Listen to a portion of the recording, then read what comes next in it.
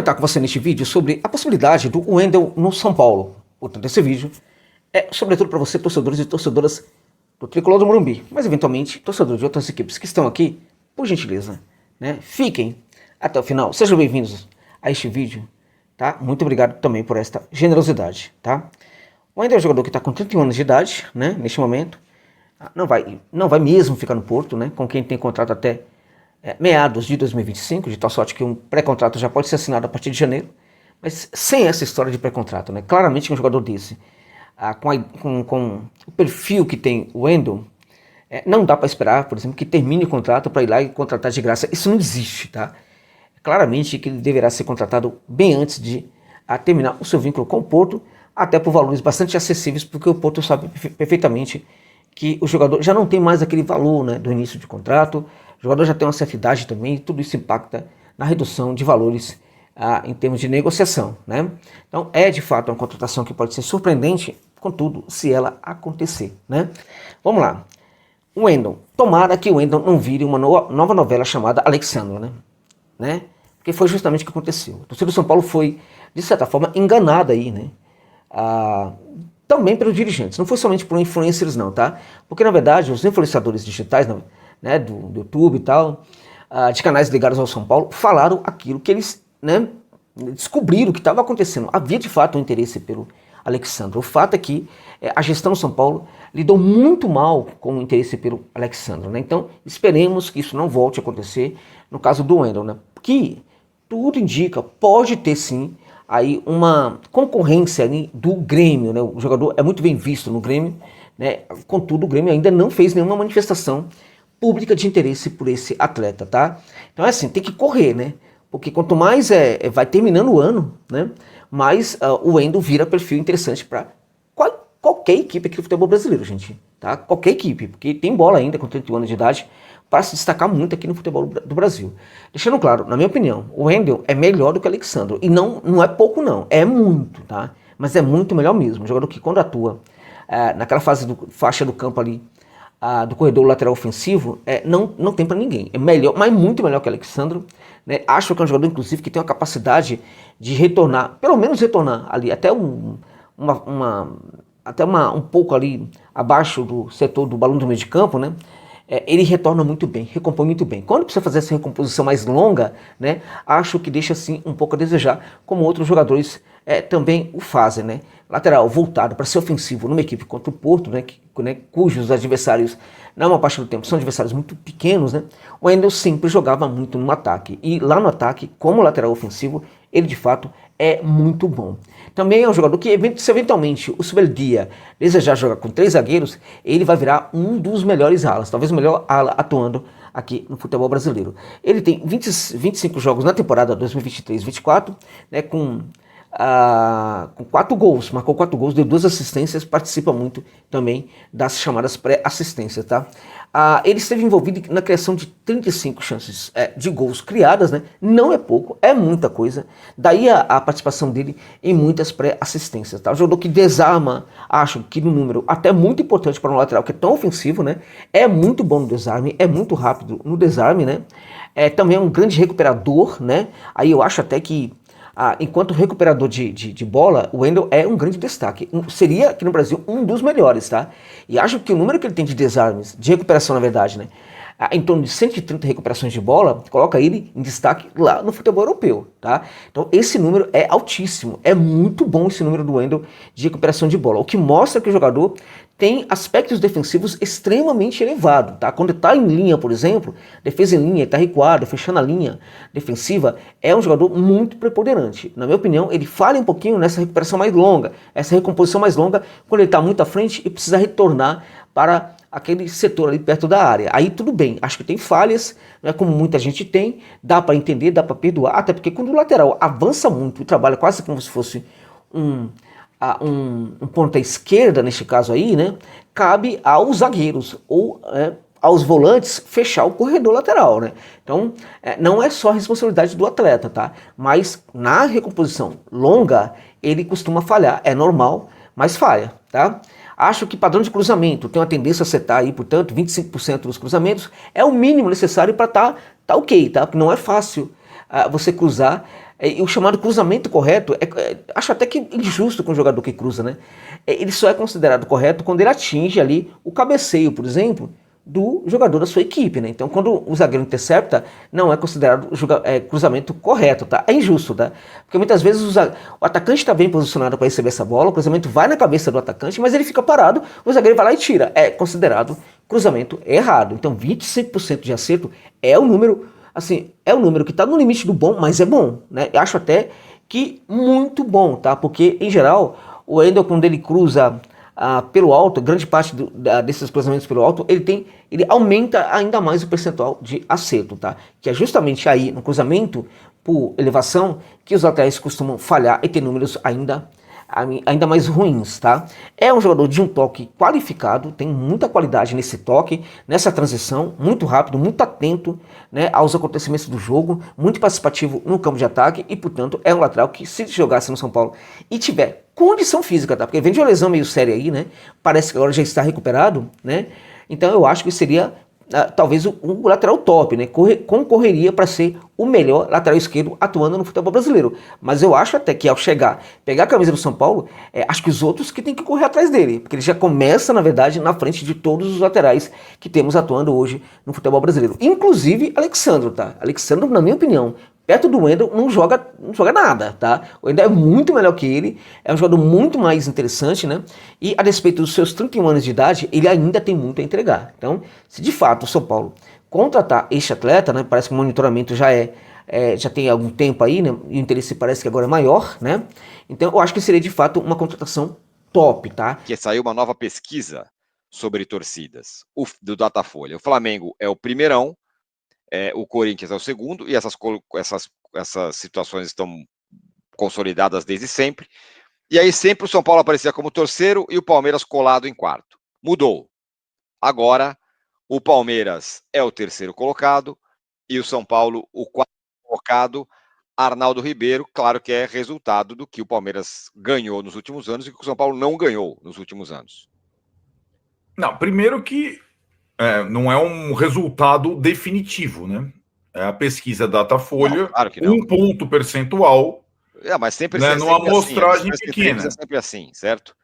Como sempre está meio na margem de erro, para para outro. Mas já existiram outras pesquisas em outros tempos que o Palmeiras aparecia à frente e tal, mas a minha impressão sobre isso é, claro, que a possível ultrapassagem do Palmeiras seja resultado dessa década de sucesso do Palmeiras e da década de fracasso do São Paulo, fora o título da Copa do Brasil. Mas a pesquisa ela é como se os outros abaixo do Corinthians fossem coisas sempre na margem de erro, né? É uma pesquisa ela é pouco fértil, né? A margem de erro ela iguala a todo mundo, do 4% ao 7%. Então é uma pesquisa que eu acho que ela ainda é rasa, mas ela indica uma tendência, sem dúvida alguma, né? E acho que faz sentido, e são clubes similares, e o São Paulo ultrapassa o Palmeiras depois da era Tele, justamente, depois da década de 90, quando o Palmeiras saiu da fila, mas ainda não tinha esse resultado.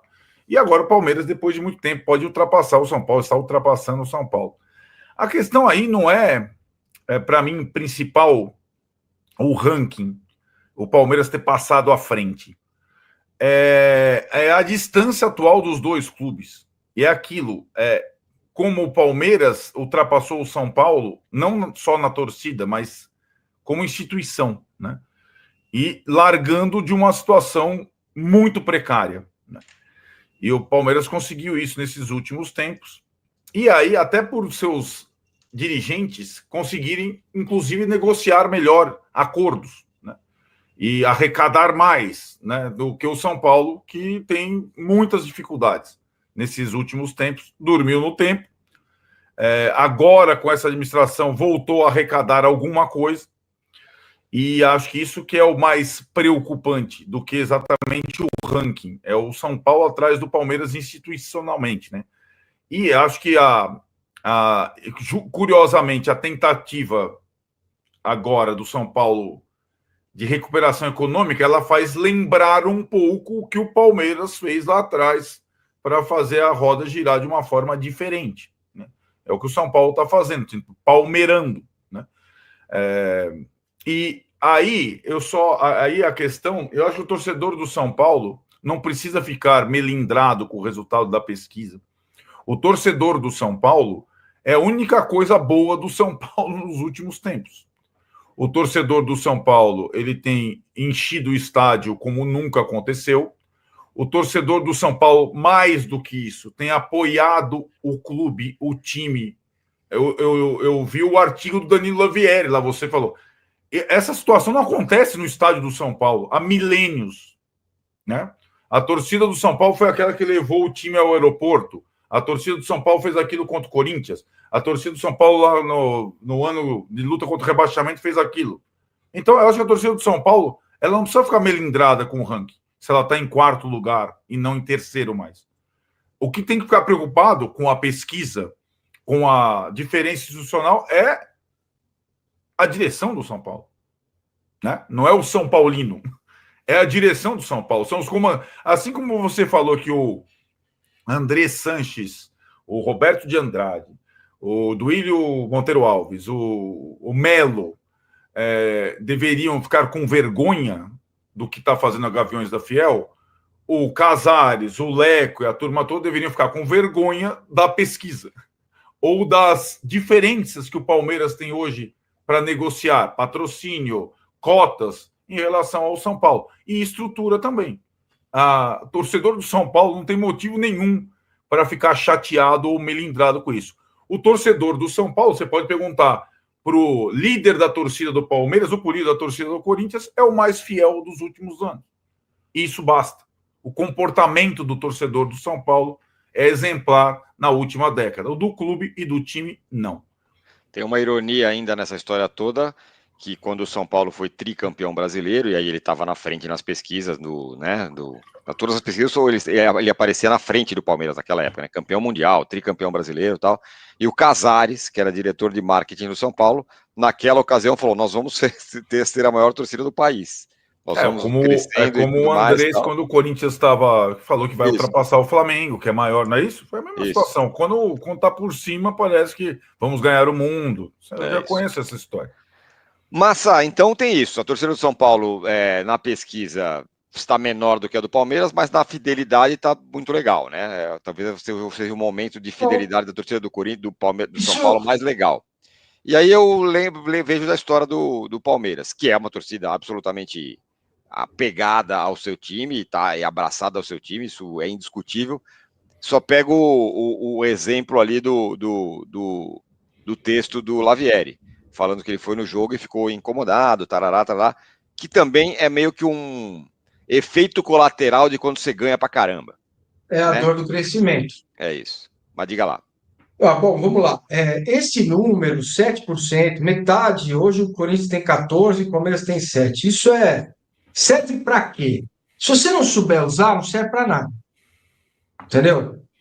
É óbvio que a torcida do Palmeiras ia crescer, porque você pega... E tem uma outra pesquisa feita pela CNN, que aí eu já desconfio, porque o Galo cresceu tanto lá, eu fico estranho, mas que é uma pesquisa que mediu as crianças de 8, 9, 10 anos. Claro que elas podem mudar de ideia amanhã, entendeu? Que também aponta o crescimento da torcida do Palmeiras, porque isso aconteceu com todos os clubes. Porque só com o Palmeiras não aconteceria em 9 anos, completando 10. Se você pegar de 14 a 24, né, vai completar 10 agora. Agora, se você não souber usar isso, não serve para nada. Por exemplo, fidelizar esse torcedor. Segundo, ter um departamento de marketing profissional para você saber aumentar a sua receita. Terceiro, se você não cuidar dessas pessoas, logo, logo elas te abandonam. Entendeu? Foi o que aconteceu com as crianças no período Leco e do São Paulo. Entendeu? As crianças, eu não quero torcer, o time só perde, só toma tunda. E o Corinthians vai viver esse mesmo. Se o Corinthians entrar de novo numa fila de 10 anos, a torcida do Corinthians não vai crescer na mesma proporção. Porque é simples assim. Não é? Então você tem que saber usar isso. O Palmeiras tem esse grande desafio. O Palmeiras tem que saber usar isso. A taxa de ocupação do Allianz é altíssima. O que está acontecendo no Allianz é que você tem uma geração que tinha 10 anos em 14 e hoje tem 20, né? Os caras estão de barriga cheia e, para eles estão acostumados com outro Palmeiras. E tem outra geração, do Danilo, que é intermediária minha, que também viu um monte de rebaixamentos e tal. E para mim, cara, esses 9 anos são espetaculares. É óbvio que eu quero ganhar o Campeonato Brasileiro ainda, claro que eu quero, mas se não der, vamos continuar o trabalho. O Palmeiras tem que continuar o trabalho, como vocês mesmos disseram, né? As bases estruturais do Palmeiras estão aí, estão prontas, certo? Então, cara, esta pesquisa é importante, é interessante, porém, se o Palmeiras não souber usar, não serve para nada. E o São Paulo também tem que saber usar, saber entender com humildade por que foi ultrapassado pelo Palmeiras. Em todos os aspectos, como lembrou o Arnaldo. É o que eu sempre digo. São Paulo e Palmeiras têm que estar no mesmo tom. E nesse momento, o piano do São Paulo está desafinado. Ou muita gente falando assim que a torcida do Corinthians cresceu na fila e tudo mais, cresceu. Cresceu muito, com os 23 anos de fila, mas até essa comparação é difícil de fazer nos dias de hoje, que estamos vivendo um mundo completamente diferente do que era o mundo dos anos 60 e 70. O fenômeno das redes sociais, da globalização, esse negócio mudou a humanidade, mudou completamente a humanidade. Por isso também, não só por isso, mas por isso também, a facilidade de você fazer a vaquinha hoje. Antes você tinha que pagar um carnê, o banco, pagar, não sei o quê. Era um negócio completamente diferente. Agora você faz uma vaquinha online e a adesão é muito maior num país que tem muito mais gente. Enfim, tem enormes diferenças quando você transporta uma coisa para outra. Sim, a torcida do Corinthians aumentou na fila. Era um mundo diferente, era um futebol diferente, tinha 3 campeonatos para disputar, né, naquela ocasião. Só tinha televisão, rádio e jornal. Só tinha televisão, rádio e jornal. É uma Você pega um moleque hoje com isso aqui, ó, moleque com isso aqui na mão, só toma porrada. O time dele não aguenta. Não aguenta. É outra história. Tem isso também, né? Você tá, Arnaldo, com o mundo como ele é hoje, você tá o tempo todo como alvo para receber ou críticas ou elogios, não sei o quê. Seu time ganha, você fica numa boa. Se seu time perde, você vai tomar cacetada de todo mundo. É um mundo muito diferente, né? Sim, sem dúvida. E no caso de São Paulo, né, Tironi, vale lembrar que o São Paulo, ainda, dos 4 grandes, ele nem completou 100 anos, né? O São Paulo é muito mais novo do que os outros. Quando o São Paulo surgiu, o Santos já tinha alguma história relevante. Quando o Leônidas veio jogar no São Paulo, a torcida do São Paulo era menor que a da Portuguesa, cara. Né? Nós estamos transportando. A torcida do Santos já foi muito maior que a torcida do São Paulo. O São Paulo é um clube relativamente novo no cenário do futebol brasileiro, né? Mas é um clube que cresceu muito. Em termos de perspectiva, foi o clube que mais rápido cresceu em termos de popularidade do futebol brasileiro. Ele chegou em 1930. Foi ganhar o primeiro título relevante lá na frente. E o Leônidas foi o seu primeiro ídolo popular. Aí teve construção do estádio e tal. Então, São Paulo tem um monte de coisa para fazer ainda mais nesse momento. É aquilo. São Paulo não trabalha bem no sócio-torcedor, não trabalha bem na rede social, não trabalha, está reagindo em termos de estrutura, um pouco para aqui, um pouco a colar. E o que permaneceu firme e fiel foi o torcedor. Por isso que eu falo. O torcedor de São Paulo, o que o Marcinho falou, trabalhar bem é pegar essa pesquisa e esfregar na cara dos dirigentes do São Paulo, né? O torcedor de São Paulo está fazendo o papel dele, né?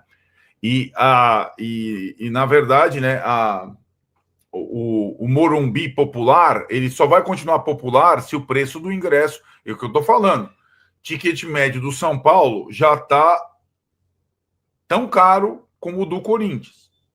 É aquilo que eu estou falando, tenho observado. É só você ver a proporção de público. O ticket médio do Palmeiras é mais alto ainda, né? Mas o ticket médio do São Paulo e do Corinthians já estão próximos, né? Então é aquilo. Aí o clube precisa arrecadar mais. Tá vendo o negócio para jogar. O trabalho da direção do São Paulo ano que vem, inclusive com o torcedor, ele é muito importante nesse período em que, em tese, títulos vão ficar raros, né? Ainda vão ficar raros, né? É aquilo, viver nesse tempo, não é? E aí que tá. Por isso que eu acho que quando a gente tem que falar, estou totalmente de acordo com assim, as comparações, não é flamengar. Flamengar é mais fácil, entre aspas, pelo potencial da arrecadação, pelo tamanho da torcida do Flamengo e tudo mais. Palmeirar é o que o São Paulo tem que fazer.